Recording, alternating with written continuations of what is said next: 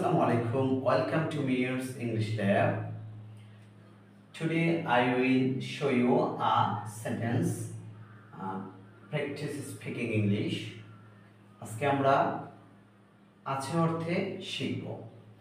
আছে have has or have got has got have got has got আমার আছে I have got আমার আছে I have got তার আছে she has got তার আছে she has got তাদের দুইটা গাড়ি আছে they have two cars they have got two cars আমাদের একটি সুন্দর ক্যাম্পাস আছে we have a nice campus we have got a nice campus তাহলে আমাদের একটি সুন্দর বাড়ি আছে আমাদের একটি সুন্দর গাড়ি আছে বাড়ি আছে এনি সেন্টেন্স আছে অর্থে আমরা এভাবে সেন্টেন্স তৈরি করব আমার আছে তার আছে তাদের আছে ইত্যাদি okay thank you to watch my video like comment and share